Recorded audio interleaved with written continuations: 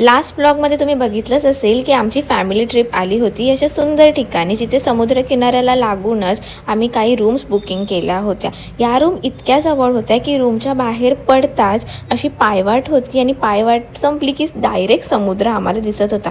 Location काय आहे ते सांगते मी आता। आम्ही आलोय फायनली मालवणच्या बीचवर and here is my family. मस्त सगळे फोटो काढतायत आणि आम्ही मस्त एन्जॉय करतोय आणि आम्ही असंच करतो।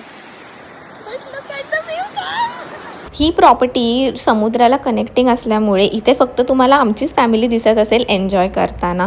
आणि हा समुद्र इतका सुंदर होता, मी पहिल्यांदा इतका छान आणि सुंदर समुद्र बघितल्यामुळे मी तर बाबा खूपच खुश झाले होते।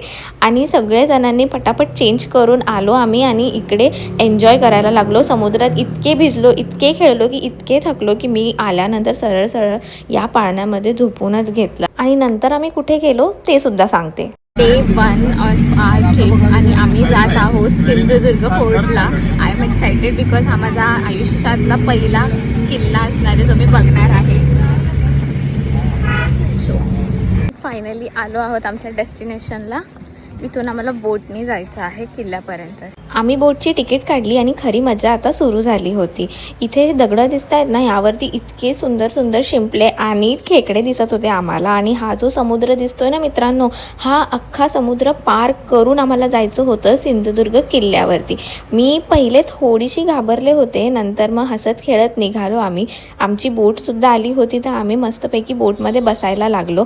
मी पहिलेच जाऊन फ्रंट सीट पकडून घेतली बोटमध्ये, कारण की मला पूर्ण व्ह्यू बघायचा होता। जशी जशी बोट समुद्राच्या आत जात होती एक्साइटमेंट तेवढीच वाढत होती। आणि फायनली किल्ला जवळ आला होता। तुम्हाला किल्ल्याच्या समोर छत्रपती शिवाजी महाराज यांचे मोठे स्मारक सुद्धा दिसेल।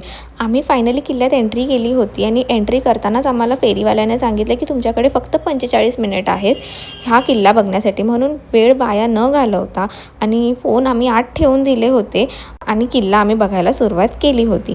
किल्ला अख्खा बघून झाल्यानंतर आम्ही ठरवलं की आता बाहेर येऊन जराशी फोटोशूट तर केलीच पाहिजे, म्हणून समुद्र किनाऱ्यावरती जरा आम्ही फोटोज काढले, सनसेट बघितला। आणि इथेच दिवस संपलेला नाही आहे मित्रांनो, आम्ही बरीच मज्जा केली। रात्री आम्ही गेलो होतो समुद्र बघायला। म्हणतात की समुद्र जितका रात्रीचा सुंदर दिसतो तेवढा भीतीदायक सुद्धा असतो, म्हणून असं काहीतरी घडलं होतं समुद्र किनाऱ्यावरती की माझी जाऊ रडायला लागली। ते काय घडलं ते जर तुम्हाला जाणून घ्यायचं असेल तर नेक्स्ट व्लॉगसाठी आम्हाला फॉलो करा। बाय।